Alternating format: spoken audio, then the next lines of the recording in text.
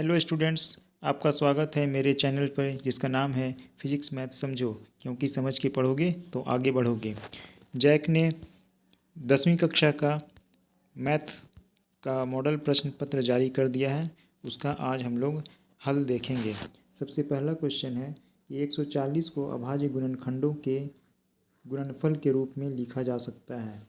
तो ये बड़ा ही सिंपल है। 140 को गुणनखंड करेंगे, इस प्रकार से हम लिख सकते हैं।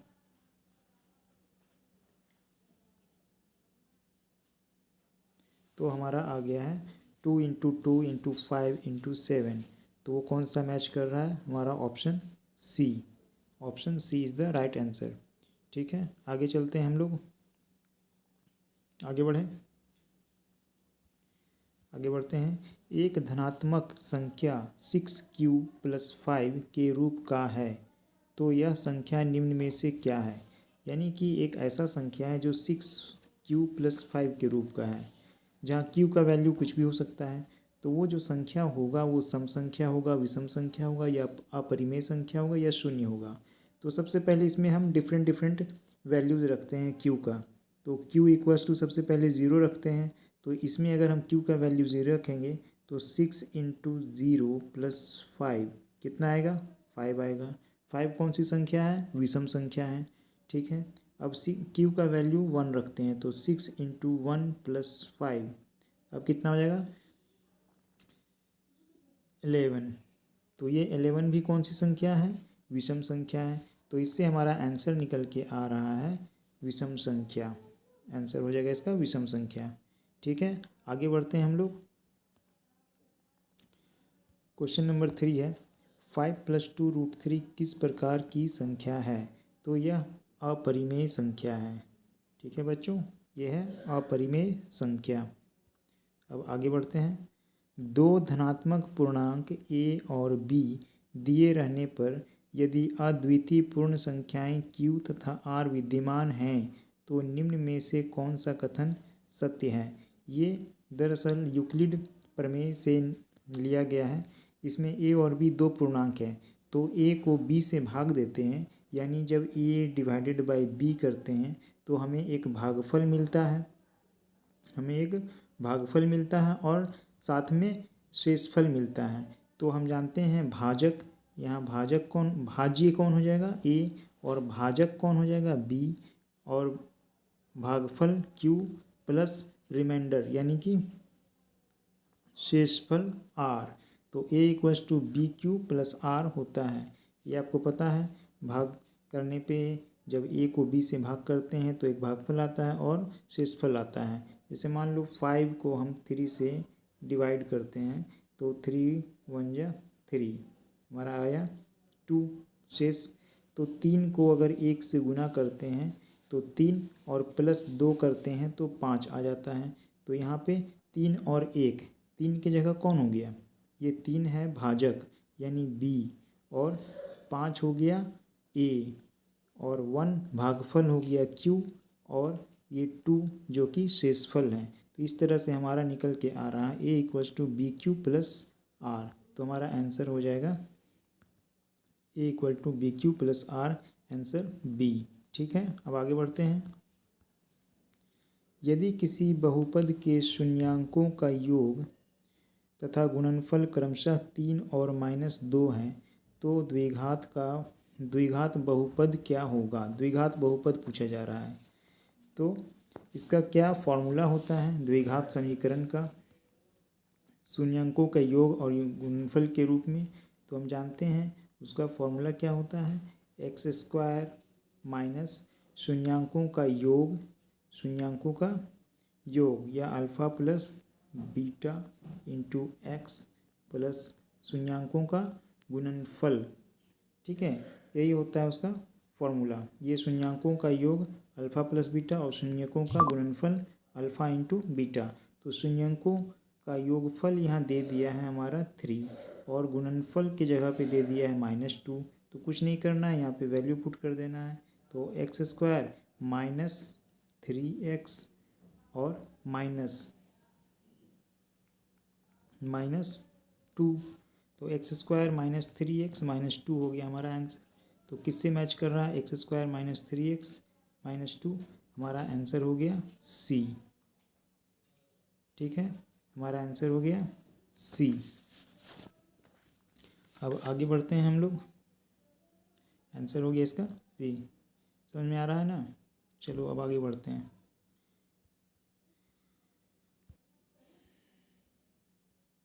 किसी बहुपद पी एक्स, यहाँ ध्यान देंगे पी एक्स की बात कर रहा है, वाई की बात नहीं कर रहा है, के लिए ग्राफ आकृति में दिया गया है। बहुपद के शून्यकों की संख्या कितनी है? तो बड़ा ही सिंपल, ये देखेंगे एक्स अक्ष को कितने बार काट रहा है, तो 1 2 और 3 बार काट रहा है, तो इसका आंसर हो जाएगा 3। क्लियर है? बड़ा ही सिंपल क्वेश्चन। आगे बढ़ते हैं। बहुपद 2u² प्लस 8u का शून्यक होगा, यानी किस u के किस वैल्यू के लिए इसका मान शून्य हो जाएगा। तो इसी को हम शून्य कर देते हैं। 4u² plus 8u equals to 0। तो यहाँ से हम 4u कॉमन ले सकते हैं, तो अंदर क्या बच जाएगा, u प्लस 2 इक्वल्स टू 0। तो हम क्या लिख सकते हैं अब, 4u इक्वल्स टू 0, या तो फिर u प्लस 2 इक्वल्स टू 0, या u इक्वल्स टू 0 और u इक्वल्स टू माइनस 2। तो दो वैल्यू निकल कर आया हमारा u का, एक हो गया है 0 और एक हो गया है -2। तो यहाँ देखते हैं कौन सा आंसर मैच कर रहा है। यहाँ ए में ऑप्शन दिया है 0 और सी में दिया है -2 और डी में दिया है दोनों। तो हमारा आंसर हो जाएगा ए और सी दोनों, यानी ऑप्शन डी सही है। ठीक है, समझ में आया? अब आगे बढ़ते हैं।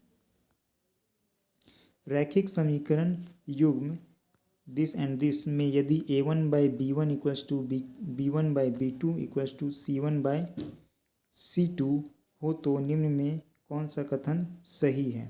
ठीक है, तो हम जानते हैं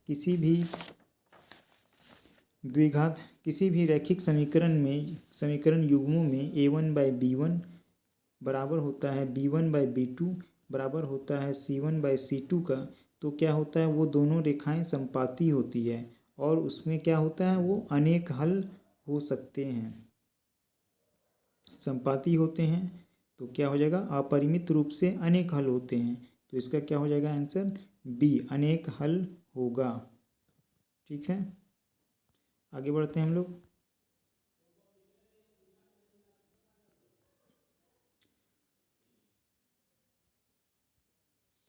समीकरण 6x - 2y + 9 = 0 and 3x - y + 12 = 0 के द्वारा निरूपित रेखाएं हैं।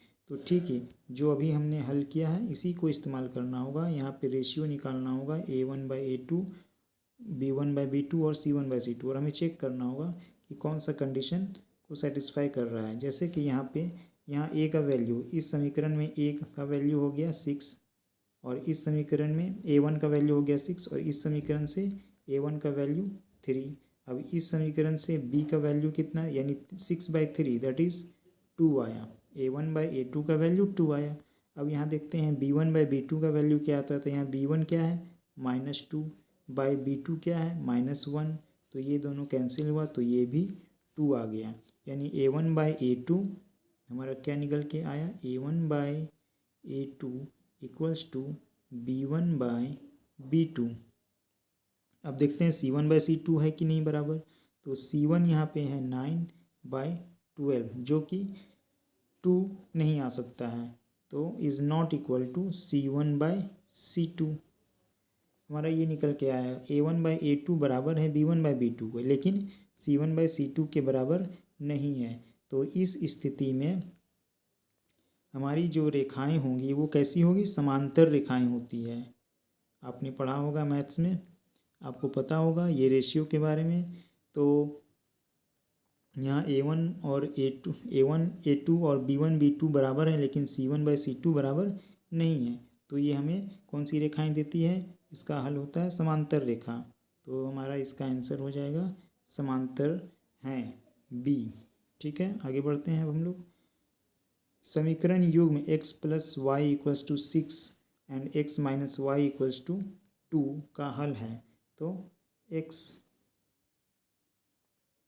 बड़ा ही सिंपल क्वेश्चन है। X plus y equals to 6 and x minus y equals to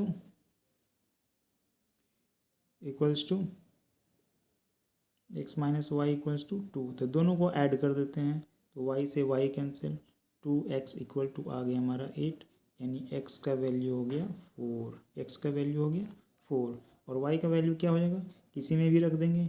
x का वैल्यू 4 इसमें रख देते हैं समीकरण 1 में, तो 4 plus y equals to 6, that is y equals to 6 minus 4 that is 2। तो x 4 और y 2, तो x4 और y2 कौन सा है, x4 और y2 कौन सा है, ये D। तो इसका आंसर हो गया D 4 एंड 2। ठीक है, अब आगे हम बढ़ते हैं। निम्नलिखित में से कौन सा द्विघात समीकरण है। तो द्विघात समीकरण आप लोग जानते हैं कि जब घात 2 हो किसी भी समीकरण में तो वो द्विघात समीकरण कहलाता है। तो यहाँ आप देख सकते हैं ये पहला ऑप्शन जो है, यहाँ पे अगर हम इन दोनों को मल्टीप्लाई करें तो एक्स स्क्वायर आएगा, लेकिन बराबर के इधर भी एक्स स्क्वायर है तो ये एक्स स्क्वायर कैंसिल कर देगा, तो ये तो द्विघात समीकरण होगा नहीं। अब इसमें आते हैं बी वाले में, तो बी ऑप्शन में भी देखें तो ए प्लस बी होल स्क्वायर के फॉर्मूला पे अगर इसे ब्रेक करेंगे तो ये आएगा एक्स स्क्वायर, और यहाँ पे भी एक्स स्क्वायर है इक्वल्स टू के इधर, तो ये दोनों भी एक दूसरे को कैंसिल कर देगा, तो ये भी द्विघात समीकरण नहीं होगा। और अब सी की बात करते हैं। सी में क्या है, एक्स प्लस 1, इसे करके देखते हैं, एक्स प्लस 1 होल स्क्वायर, तो आ जाएगा इसका x square plus 2x plus 1 equals to 2x minus 6। तो 2x कैंसिल और यहाँ एक्स स्क्वायर का टर्म बच गया है, और ये इधर आएगा तो ये -6 इधर आएगा तो +6, यानी कि +7 इक्वल्स टू 0। तो यहाँ देखिए एक्स स्क्वायर का टर्म बच गया, यानी कि यही द्विघात समीकरण है। Option C is the right answer. ठीक है, अब आगे बढ़ते हैं हम लोग। द्विघात समीकरण x square plus x minus 1 equals to 0 के मूलों की प्रकृति है। तो मूलों की प्रकृति जानने के लिए, किसी भी द्विघात समीकरण के मूलों की प्रकृति जानने के लिए उसका विविक्तर जानना ज़रूरी है। विविक्तर के आधार पे ही हम डिसाइड कर सकते हैं कि उसके मूलों की प्रकृति क्या होगी। क्या होता है, जब d बराबर 0 होता है तो क्या होते हैं, मूल वास्तविक और समान होते हैं, आपको पता होगा, आपने मैथ्स में पढ़ा होगा। और जब d का वैल्यू 0 से बड़ा होता है तो मूल वास्तविक और असमान होते हैं, यानी भिन्न होते हैं। और जब d लेस देन 0 होता है तो मूल काल्पनिक होते हैं। तो अब हम d का वैल्यू इसमें ज्ञात करेंगे। तो d का फॉर्मूला क्या होता है, d equals to b square minus 4ac होता है। तो a का वैल्यू, यहाँ b का वैल्यू कितना है 1, तो 1 का स्क्वायर 1 माइनस 4a का वैल्यू कितना है इंटू 1, और c का वैल्यू कितना है -1, तो माइनस माइनस यहाँ plus into 1 that is 1 plus 4 that is 5। d का वैल्यू आया 5 जो कि ग्रेटर देन है 0 का। तो 0 से जब बड़ा है, यानी d का वैल्यू 0 से बड़ा है, तो क्या होंगे, मूल वास्तविक और असमान होंगे। यानी कौन सा आंसर हो जाएगा, मूल वास्तविक तथा असमान होंगे। ऑप्शन ए हमारा सही आंसर है, वास्तविक और असमान। ठीक है, अब आगे बढ़ते हैं क्वेश्चन नंबर 13 की तरफ। ax² plus bx plus c बराबर 0 के दो भिन्न वास्तविक मूल होंगे यदि। तो अभी इस बात की चर्चा किया है हमने कि दो भिन्न या असमान और वास्तविक मूल कब होंगे, जब d का वैल्यू ग्रेटर देन 0 होता है। तो इसका आंसर सी हो जाएगा, b² minus 4ac greater than 0 होना चाहिए। आगे बढ़ते हैं हम लोग। द्विघात समीकरण x² माइनस x प्लस 3 का विविक्तर होगा। तो d इक्वल्स टू क्या होता है, b² माइनस 4a इंटू सी। तो इस समीकरण में b का वैल्यू है -1, तो -1 का स्क्वायर 1 हो जाएगा, -4 इंटू a का वैल्यू है 1 और c का वैल्यू है 3, दैट इज़ 1 माइनस 4 3 जा 12, यानी कि -11 इसका आंसर है। तो हमारा डी हो गया इसका आंसर -11। ठीक है, आगे बढ़ते हैं। प्रथम पद ए एवं सार्व अंतर डी वाले एपी का nवां पद निम्न में से चुने। तो ये फॉर्मूला है, ये पता होगा आप लोगों को, A N equals to A plus N minus one D होता है। इसका आंसर हो गया डी। 16वां नंबर क्वेश्चन में जाते हैं अब हम लोग। एपी दिया है जिसका 30वां पद होगा, 30वां पद पूछा जा रहा है। 30th टर्म कितना होगा, तो इसे हम कैसे ज्ञात करेंगे। तो सबसे पहले यहाँ देखेंगे ए का वैल्यू कितना दिया है, यानी पहला पद का वैल्यू दिया है 10। ठीक है, डी सारो अंतर कैसे हम निकालते हैं, बाद वाला माइनस पहले वाली, 7 माइनस 10, 7 माइनस 10 दैट इज -3 हो गया हमारा सारो अंतर। और कौन सा पद पूछ रहा है, 30वां पद, यानी एन का वैल्यू कितना हो गया 30। तो हमारा फॉर्मूला क्या होता है, यहीं देखिए फॉर्मूला दिया है, A N equals to A plus, यहाँ ए का वैल्यू हो गया 10 प्लस एन माइनस 1, तो एन माइनस 1 यानी 30 माइनस 1, तो 29 इंटू 3। जब इसे हम हल करते हैं तो आंसर आता है 10 प्लस 29 3 ज़ा 87,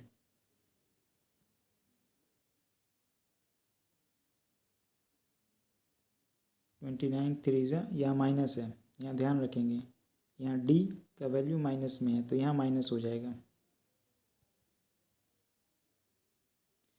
यहाँ पे 10 माइनस, यहाँ माइनस है तो यहाँ कितना हो जाएगा -87, दैट इज़ -77। इसका आंसर ए एन, यानी 30वां पद कितना है -77। ठीक है, -77, तो इसका आंसर हो जाएगा सी। ठीक है, अब आगे बढ़ते हैं हम लोग क्वेश्चन नंबर 17 की तरफ। एपी दिया है, इसमें कौन सा पद 78 है। अब यहाँ पे पूछा जा रहा है कौन सा पद 78 है, यानी एन का वैल्यू पूछा जा रहा है। तो ए का वैल्यू दे दिया है 3, डी का वैल्यू हम निकाल सकते हैं 8 माइनस 3 दैट इज़ 5, और कौन सा पद 78 है, तो ए एन का वैल्यू यहाँ दे दिया है 78।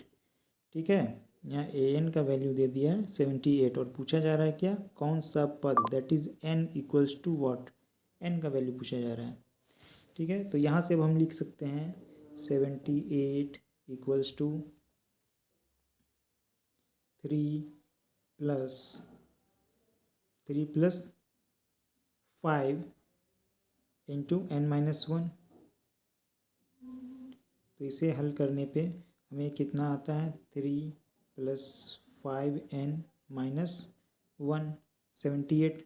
तो एन इक्वल्स टू कितना हो जाएगा 80/5 इक्वल्स टू 16, यानी हमारा एन का वैल्यू आ गया 16। तो हमारा आंसर हो गया 16। कहाँ है 16, ये बी है 16वां पद इसका आंसर। अब आगे चलते हैं हम लोग 18 नंबर क्वेश्चन में। समरूप त्रिभुज की संगत भुजाएं, तो ये बड़ा ही बेसिक क्वेश्चन है, आप लोगों ने पढ़ा होगा समरूप त्रिभुज वाले चैप्टर में, कि समरूप त्रिभुज की संगत भुजाएं क्या होती हैं, समानुपाती होती हैं। तो इसका आंसर हो जाएगा बी। ठीक है, आगे बढ़ते हैं अब हम लोग। दो समरूप त्रिभुजों की भुजाएं 4 और 9 के अनुपात में इन त्रिभुजों के क्षेत्रफलों का अनुपात है। तो आपको पता होगा, एक प्रमेय पढ़ा होगा आपने, कि क्षेत्रफलों का अनुपात भुजाओं के वर्गों के अनुपात के बराबर होता है। यानी कि 4 4 जा 16 डिवाइडेड बाय 9 9 जा 81, दैट इज 16:81 हो गया इसका आंसर।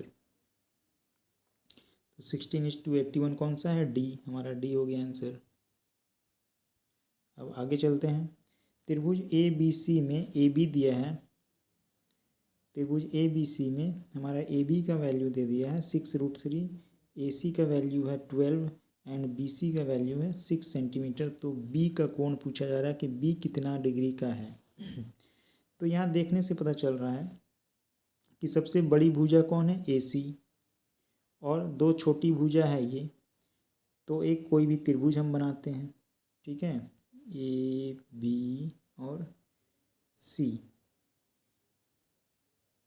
तो इसमें से अगर हम दो भुजाओं के वर्गों का योग करें और अगर तीसरी भुजा के वर्ग के बराबर आ जाता है तो इससे हमें पता चल जाएगा कि ये कौन सा त्रिभुज है, ठीक है।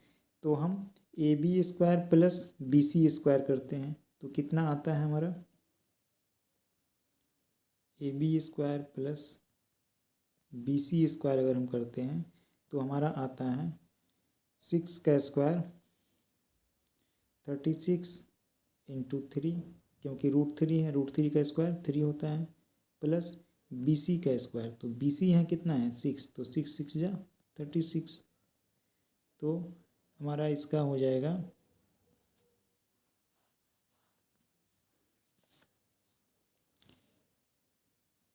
36 कॉमन ले लें तो कितना बच जाएगा अंदर, 3 + 1 दैट इज़ 36 इंटू 4, हमारा आ जाएगा 36 इंटू 4। इसका अगर स्क्वायर रूट कर दें,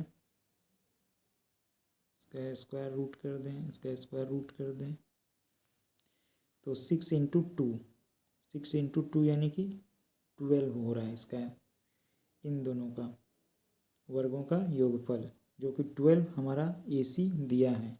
यानी कि ये पाइथागोरस प्रमेय को संतुष्ट कर रहा है। और यह कौन सा त्रिभुज है, यह एक समकोण त्रिभुज है, इससे सत्यापित हुआ। मैंने क्या किया, दो भुजाओं के वर्गों का योगफल निकाला और उनका जो स्क्वायर रूट निकला वो 12 के बराबर आया, जो कि AC के बराबर है। इसका मतलब ये कौन सा त्रिभुज है, समकोण त्रिभुज है। तो इसका कोण B कितना हो जाएगा, 90 डिग्री का हो जाएगा, ठीक है। अब आगे चलते हैं। मूल बिंदु से बिंदु P34 की दूरी है। तो कोई बिंदु है P, उसका मूल बिंदु से दूरी कितना है ये पूछा जा रहा है, जिसमें x निर्देशांक 3 है और y निर्देशांक 4 है, ठीक है। तो दूरी सूत्र आपको पता होगा, √अंडर क्या होता है, x1 - x2 का whole square plus y1 - y2 का होल स्क्वायर। तो यहाँ x1 हो गया 3 और x2 0, तो 3 - 0 का होल स्क्वायर 3 स्क्वायर हो जाएगा, प्लस y1 - y2। तो यहाँ y1 कितना है, यहाँ y1 4 है, तो 4 - 0 का होल स्क्वायर कितना हो जाएगा, 4 स्क्वायर हो जाएगा, दैट इज़ 9 + 16 का रूट, ये हो जाएगा 25 का रूट, यानी कि इसका आंसर हो गया 5। तो कितना हो जाएगा इसका आंसर, 5 मात्रक, 5 मात्रक। अब आगे बढ़ते हैं हम लोग। बिंदुओं 2 5 और 4 7 को मिलाने वाले रेखाखंड का मध्य बिंदु है। तो मध्य बिंदु का सूत्र आपको पता होगा, x1 + x2/2 and y1 + y2/2 होता है। तो यहाँ पे x1 का वैल्यू 2 है और 4, तो 2 + 4/2 that is 6/2 that is 3। x निर्देशांक हमारा आ गया 3 और 5 + 7 y निर्देशांक याद करेंगे, यानी 12/2 दैट इज 6, यानी इसका आंसर हो गया 3 और 6। तो ये हो गया हमारा मध्य बिंदु का निर्देशांक 3 और 6। क्लियर है। आगे बढ़ते हैं हम लोग। यहाँ देखेंगे 2 sin A = sin 2A, तो A का मान होगा, यहाँ कोण A पूछा जा रहा है। तो 2 sin A = sin 2A। तो sin 2A एक फॉर्मूला होता है जिसका वैल्यू होता है 2 sin A × cos A। Clear है। तो 2 sin A कैंसिल हो गया, तो cos A बचा कितना 1, और 1 कितना डिग्री का वैल्यू होता है, cos कितना डिग्री का वैल्यू 1 होता है, cos 0 डिग्री का वैल्यू 1 होता है। तो इसका आंसर हो जाएगा 0 डिग्री। कितना आंसर हो जाएगा, 0 डिग्री हो जाएगा, ठीक है। अब आगे बढ़ते हैं हम लोग। Question number 24। cos 48 degree - sin 42 degree का मान होगा, कितना होगा बताओ। देखो cos 48 डिग्री माइनस साइन, इसको चेंज कर देते हैं हम, कितना लिख सकते हैं 90 डिग्री माइनस 48 डिग्री लिख सकते हैं ना। 42 डिग्री को हम 90 माइनस 40 लिख सकते हैं। अब cos 40 degree, cos 48 degree minus sine 90 degree minus theta क्या होता है कॉस थीटा, यानी कॉस 48 डिग्री हो जाएगा। अब cos 48 degree minus cos 48 degree का वैल्यू क्या हो जाएगा 0, तो इसका आंसर कितना हो जाएगा 0। ठीक है, आगे बढ़ते हैं। यहाँ पे दिया है साइन ए इक्वल्स टू 3/5, तो कॉस ए कितना होगा, तो sine A equals to 3/5 equals to क्या होता है P/H, यानी P का वैल्यू हो गया 3 और H का वैल्यू हो गया 5। तो B का वैल्यू क्या निकाल सकते हैं, B equals to √H² minus P² यानी 25 माइनस 9 बराबर √16, यानी कि B का वैल्यू हो गया 4। अब कॉस A पूछा जा रहा है, तो कॉस A इक्वल्स टू होता है B/H, बेस बाय हाइपोटेनियस, तो बेस कितना हो गया 4/5, तो 4/5 देखिए ये B का आंसर हो गया हमारा, ये B हो गया 4/5 सही आंसर। ठीक है, 25वां नंबर क्वेश्चन हो गया। अब आगे बढ़ते हैं। धरती पर एक मीनार ऊर्ध्वाधर खड़ी है, धरती के एक बिंदु जो मीनार के पाद बिंदु से 15 मीटर दूर है। फिगर बनाते हुए चलेंगे, एक मीनार है, ठीक है, और पाद बिंदु यानी कि बेस से 15 मीटर दूरी पर एक बिंदु है, और मीनार के शिखर का उन्नयन कोण 60 डिग्री है, ये 60 डिग्री है, समझ में आ रही है। ये मीनार है, ये ए बी क्या है, एक मीनार है, सी एक बिंदु है जिसकी दूरी बी से कितना है 15 मीटर दूरी पे है, और इस बिंदु से मीनार के शिखर का उन्नयन कोण 60 डिग्री है। तो मीनार की ऊंचाई कितनी है, तो हम यहाँ पे कौन सा त्रिकोणमितीय अनुपात लेंगे, देखें हमें क्या पता करना है, मीनार की ऊंचाई पता करना है, यानी ए बी पता करना है। तो ऐसा त्रिकोणमितीय अनुपात लेंगे जिसमें ए बी तो होना ही चाहिए, यानी कि लंब होना ही चाहिए और आधार होना चाहिए, क्योंकि आधार हमें पता है। तो टैन ही है जो लंब और आधार में संबंध बताता है, टैन और कॉट। तो हम टैन लेते हैं, तो tan 60 degree equals to A B by B C, A B by B C, तो बी सी कितना है 15 है, और टैन 60 डिग्री का वैल्यू कितना होता है बताएंगे, टैन 60 डिग्री का वैल्यू √3 होता है, तो √3 equals to A B by 15, that is A B equals to 15√3।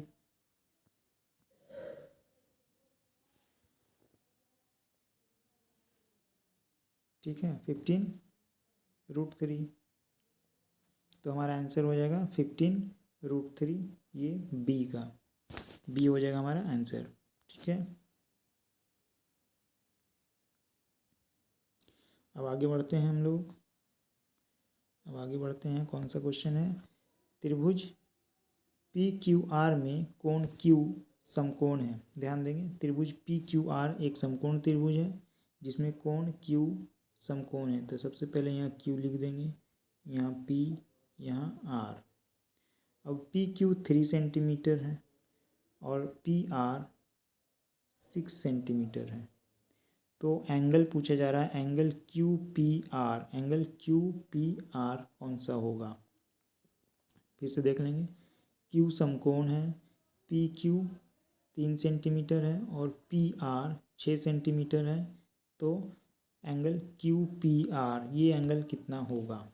ठीक है, तो हम यहाँ पे कौन सा त्रिकोणमितीय अनुपात लेके कोण का मान ज्ञात कर सकते हैं।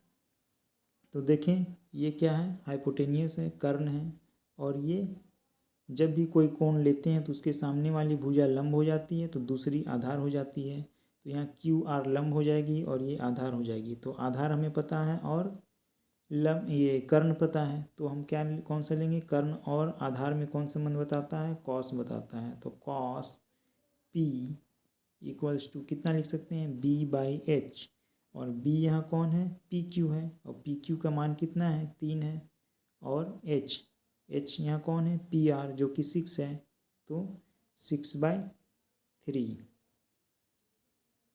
यानी कि 1/2। तो कॉस कितने डिग्री का मान 1/2 होता है बताएंगे, कितने डिग्री का मान होता है जल्दी से।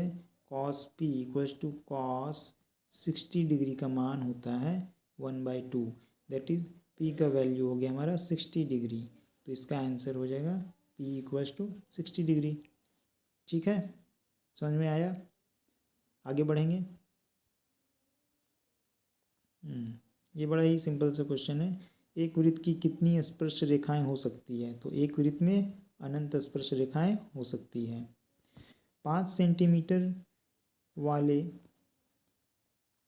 सेंटीमीटर त्रिज्या वाले एक वृत्त के बिंदु P पर स्पर्श रेखा PQ केंद्र O से जाने वाली एक रेखा में बिंदु Q पर इस प्रकार मिलती है कि OQ बराबर 12 सेंटीमीटर है, तो PQ की लंबाई कितनी होगी। ठीक है, क्वेश्चन नंबर 29 देखेंगे। यहाँ सबसे पहले ड्रॉ करना होगा हमें बहुत ही केयरफुल होकर के। क्या है क्वेश्चन, 5 सेंटीमीटर त्रिज्या का एक वृत्त है, ठीक है, और उस वृत्त के बिंदु P पर स्पर्श रेखा पार कर रही है। तो एक 5 सेंटीमीटर त्रिज्या का वृत्त बना लिया हमने, यहाँ पे O है, और वृत्त के बिंदु P पर स्पर्श रेखा PQ केंद्र O से जाने वाली रेखा में बिंदु Q पर इस प्रकार मिलती है कि OQ की लंबाई, यहाँ से ये गुजर रहा है स्पर्श रेखा, यहाँ पे P है और ये O है, ठीक है, और OQ की लंबाई दी हुई है 12 सेंटीमीटर। तो यहाँ स्पष्ट है कि ये एक समकोण त्रिभुज बन रहा है जिसमें कि ये 5 सेंटीमीटर हो गया उसकी त्रिज्या, और ये हो गया कर्ण का लंबाई हो गया 12। तो पूछ रहा है PQ का लंबाई कितना होगा, ये PQ की लंबाई कितनी होगी। तो PQ की लंबाई हम निकाल सकते हैं कैसे, पाइथागोरस थ्योरम से हम जानते हैं कि कर्ण का स्क्वायर माइनस आधार का स्क्वायर, तो रूट अंडर 12 का स्क्वायर 144 माइनस 25 यानी कि रूट अंडर 119, जो कि हमारा ऑप्शन डी है। कितना है रूट अंडर 119, जो हमारा क्या है डी है, रूट 119 सेंटीमीटर। ठीक है, अब आगे बढ़ते हैं। यदि TQ केंद्र O वाले वृत्त पर दो स्पर्श रेखाएं इस प्रकार हो कि angle POQ equals to 110 degree, तो एंगल PTQ बराबर है, इसमें भी ड्रॉ करना होगा हमें एक फिगर। तो चलिए ड्रॉ करते हैं, एक वृत्त बनाते हैं, एक वृत्त बना लिया हमने, और उसमें क्या बोला रहा है, इसका केंद्र है O, इसका केंद्र है O, और कैसा ये बनेगा, स्पर्श रेखा है जो TP और TQ स्पर्श रेखाएं दो बिंदु पे ठीक से बना लेते हैं, यहाँ पे ऐसे इस तरह से है। ये हो गया हमारा एक कॉमन पॉइंट T, ये हो गया P और ये हो गया Q। अब इससे इसको मिला देते हैं। तो ये पूछा, ये बोला जा रहा है ये है 110 डिग्री POQ, यहाँ देखेंगे POQ कितना है 110 डिग्री। तो पूछा जा रहा है PTQ क्या होगा। तो आपको पता है, आपने एक प्रमेय पढ़ा होगा, जब दो स्पर्श रेखाएं एक उभयनिष्ठ बिंदु से स्पर्श रेखाएं वृत्त को टच करती है, तो उनकी जो सम्मुख कोण होते हैं उनका योगफल यानी इस एंगल T और एंगल O का सम जो है यानी योगफल जो है वो कितना होता है 180 डिग्री होता है। तो यहाँ पे ये 110 दिया है, तो 180 में से 110 माइनस कर देंगे तो हमारा आ जाएगा 70। इसका आंसर हो जाएगा कितना 70 डिग्री। क्लियर है, अब आगे बढ़ते हैं हम लोग, आगे बढ़ते हैं। 60 डिग्री केंद्रीय कोण और 14 सेंटीमीटर त्रिज्या वाले त्रिज्यखंड का क्षेत्रफल है। तो त्रिज्यखंड का क्षेत्रफल पता है आप लोगों को क्या होता है इसका formula? Theta by 360, theta by 360 pi are square होता है। तो यहाँ थीटा का वैल्यू दे दिया है 60 डिग्री, तो 60/360 इंटू पाई आर स्क्वायर। पाई का वैल्यू 22/7 गुणे आर का वैल्यू कितना है? 14 सेंटीमीटर, तो 14 गुणे 14। तो ये 1 0 से 1 0, 6 6 जा 36, और ये 2 3 जा 2 7 जा, फिर उसके बाद में ये 7 से एक सेकेंड सारा डिलीट हो गया। फिर से करते हैं हम लोग। क्वेश्चन नंबर आ गया, और ये 7 से 7 कैंसिल हो गया, तो हमारा कितना बचा? 22 इंटू 14, 22 इंटू 14 अगर करते हैं हम, तो हमारा आता है इसका वैल्यू 308। कितना आएगा इन दोनों गुना करेंगे तो? 308/3 क्या? Centimetre square. 308/3 सेंटीमीटर स्क्वायर, यानी कि ऑप्शन डी 308/3 सेंटीमीटर स्क्वायर, ये हो जाएगा हमारा सही आंसर। अब अगले क्वेश्चन की ओर चलते हैं, क्वेश्चन नंबर 32 पर। क्वेश्चन नंबर 32 क्या बोल रहा है कि त्रिज्या आर वाले वृत्त के उस त्रिज्यखंड का क्षेत्रफल जिसका कोण p डिग्री है, यहाँ 60 डिग्री था, वही हटा करके यहाँ p डिग्री कर दिया है। तो यही हमारा बेसिक सा फॉर्मूला से ये लिया गया है। तो वहाँ p डिग्री, वहाँ 60 डिग्री था, यहाँ p डिग्री है, बाकी कोई चेंजेस नहीं है। त्रिज्या r है, तो हम जानते हैं थीटा है तो थीटा बाई 360 होता है, यहाँ p है तो p/360 into pi are square लिख सकते हैं। या इसी को फिर हम अच्छे से कैसे लिख सकते हैं, यहाँ देख सकते हैं वो किससे मैच कर रहा है?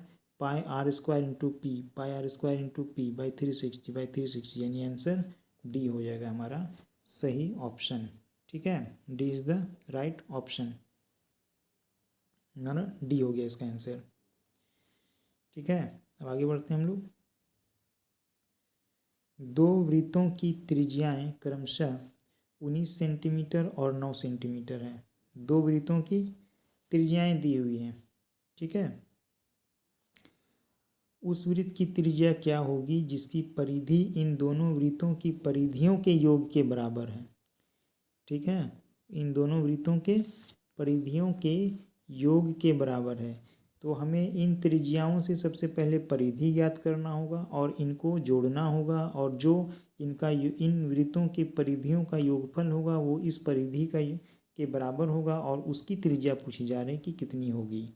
तो कैसे करेंगे हम लोग? सबसे पहले क्या करेंगे, इस त्रिज्या से हमें वृत्त की परिधि ज्ञात करनी है। तो परिधि कितनी होती है? वृत्त की परिधि का फॉर्मूला क्या होता है? 2πr।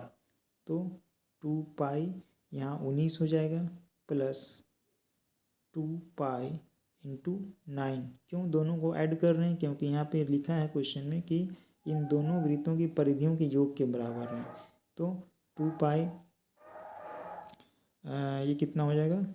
19 दूना 38 पाई प्लस 9 दूना 18 पाई, यानी 8 8 16 का 6 मेरा 1 3 4 1 5 56 पाई, 56 पाई हो गया हमारा वृत्त का परिधि। किसका? इन दोनों का योगफल, और यही परिधि होगा इसका, यानी यही कितना के बराबर होगा? 2πr का, जो जिसका कि हमें रेडियस चाहिए। तो हम रेडियस यहाँ से निकाल सकते हैं। कैसे? ये पाई से पाई कैंसिल हो गया, और 2 से इसे कैंसिल करेंगे तो 2 दूना 4 और 1 2 8 16, यानी आर का वैल्यू हो गया हमारा 28। क्लियर है? समझ में आया? कि फिर से एक बार रिवीजन कर लेते हैं। हमें दो वृत्तों की त्रिज्याएं दी है 19 सेंटीमीटर और 9 सेंटीमीटर। तो त्रिज्याओं से हमें परिधि निकालना है। तो 2π इंटू 19 और 2π इंटू 9, और दोनों को क्या करेंगे? ऐड कर देंगे। अब इसको जब हम ऐड कर रहे हैं तो इस तरह से हमारा आया 56 पाई, और ये किसके बराबर है? इस परिधि का, उस नए वाले वृत्त की परिधि का, यानी ये 2πr के बराबर होगा। अब इसको हम सॉल्व करते हैं तो हमारा आर का वैल्यू आ गया हमारा 28 सेंटीमीटर, यानी आंसर बी इसका सही आंसर है। ठीक है, आगे बढ़ते हैं हम लोग। सबसे बड़े बांस की लंबाई बताइए जो 12 मीटर लंबे, 9 मीटर चौड़े और 8 मीटर ऊंचे कमरे में रखी जा सकती है। यानी कमरा किस आकार का है, वो घनाभ के आकार का है। ठीक है, तो घनाभ में सबसे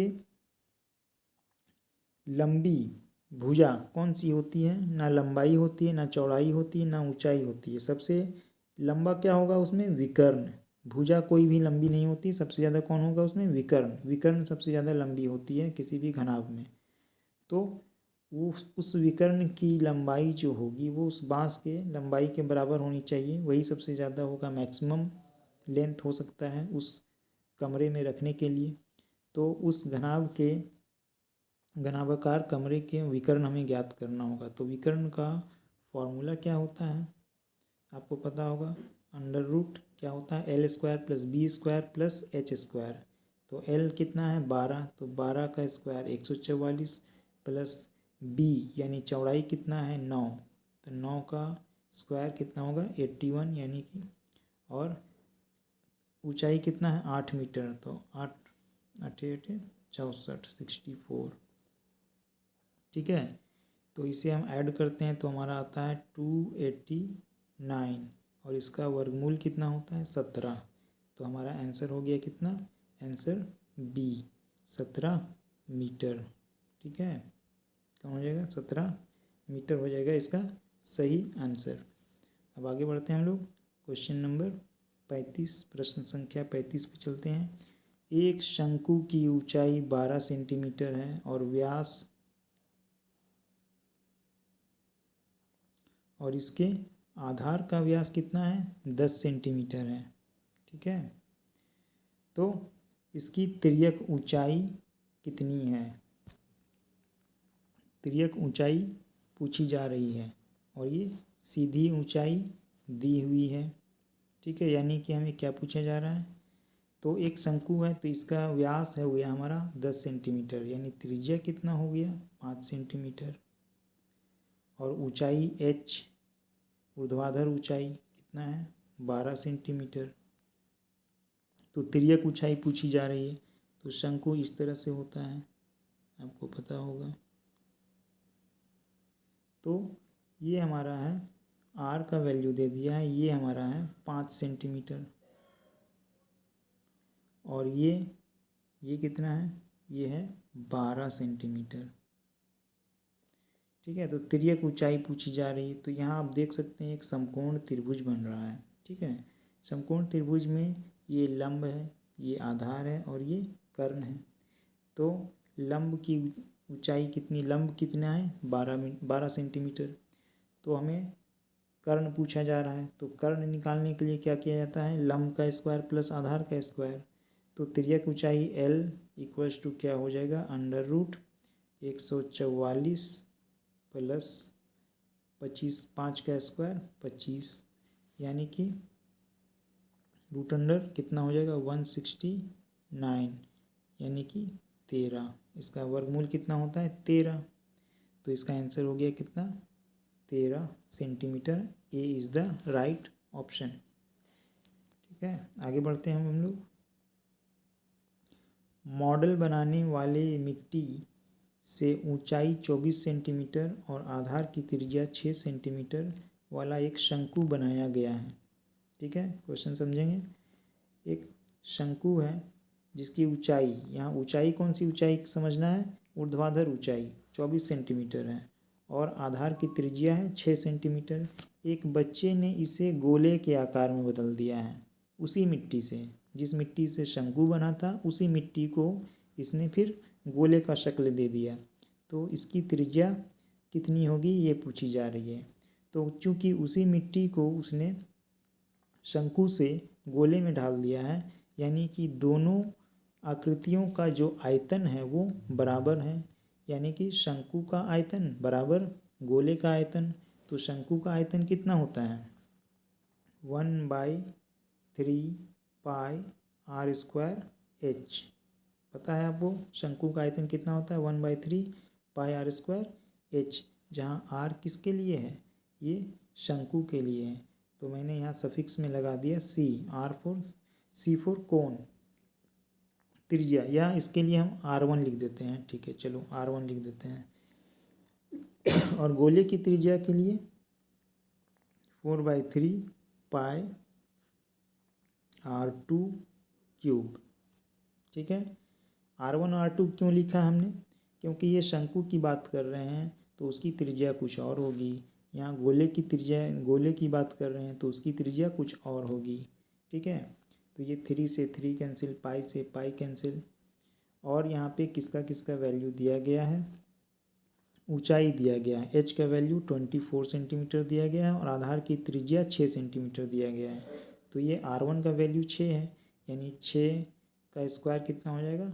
36 गुना 24 बराबर 4 गुना R2 क्यूब, जो हमें पता करना है। R2 का वैल्यू है हमें पता करना है। तो ये कैंसिल हो जाएगा, 4 नंबर 36। ठीक है, तो अब हम इसे कितना लिख सकते हैं? R2 क्यूब इक्वल्स टू 6 × 6 × 6 लिख सकते हैं।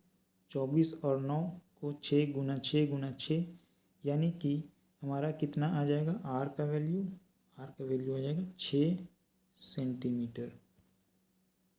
क्लियर है? तो हमारा इसका आंसर हो गया R का वैल्यू 6 सेंटीमीटर। तो ये हो जाएगा हमारा C राइट आंसर। अब आगे बढ़ते हैं क्वेश्चन नंबर 37 की तरफ। निम्नलिखित में से कौन सा संबंध सही है? तो ये फॉर्मूला है, इसका आंसर ये है B। 3 गुणे माध्यक बराबर बहुलक प्लस 2 गुणे माध्य होता है। ठीक है, 3 median equals to mode plus 2 mean होता है। ये बेसिक सा फॉर्मूला है, उसी से दिया गया ये क्वेश्चन। आगे बढ़ते हैं हम लोग। वर्ग अंतराल एवं संचयी बारंबारता के बीच खींचे गए आलेख को कहते हैं, क्या कहते हैं? त्वरण कहते हैं। ठीक है, क्वेश्चन नंबर 39 की ओर चलते हैं। निम्नलिखित में से कौन सी संख्या किसी घटना की प्रायिकता नहीं हो सकती, यानी कौन सी घटना जो है वो प्रायिकता संभव नहीं है? तो यहाँ देख रहे हैं ये माइनस में दिया है, माइनस में कभी भी प्रायिकता नहीं होती है, तो इसका आंसर हो जाएगा B। ठीक है, प्रायिकता का मिनिमम वैल्यू कितना होता है? 0, और मैक्सिमम वैल्यू कितना होता है? 1। 0 और 1 के बीच ही हो सकता है, माइनस में कभी भी प्रायिकता नहीं होती है। अब फिर नेक्स्ट क्वेश्चन चलते हैं, जो कि आखिरी क्वेश्चन है, 40वां number question. PE equals to 0.05। तो E नहीं, यानी कि प्रायिकता होने की घटने की प्रायिकता है 0.05। तो नहीं घटने की प्रायिकता कितनी होगी? तो आपको पता होगा कि घटना होने की प्लस घटना नहीं होने की प्रायिकताओं का योग कितना होता है? 1 होता है। तो यहाँ घटना होने की प्रायिकता है 0.05। तो 1 माइनस 0.05 अगर करते हैं तो इसका आंसर आता है कितना? 0.95, जो कि हमारा आंसर C, ऑप्शन C है। तो इस तरह से हमारा option C is the right answer. तो इस तरह से हम लोगों ने इस सेट के सभी क्वेश्चंस को हल किया है। उम्मीद है कि आप सभी को समझ में आया होगा, और अगर नहीं समझ आया है तो कमेंट बॉक्स में पूछ सकते हैं, मैं उसे हल करने की कोशिश करूँगा, और जल्द ही मैं इसके विषयनिष्ठ प्रश्नों का भी हल लेकर आऊँगा। चलिए, ओके, बाय।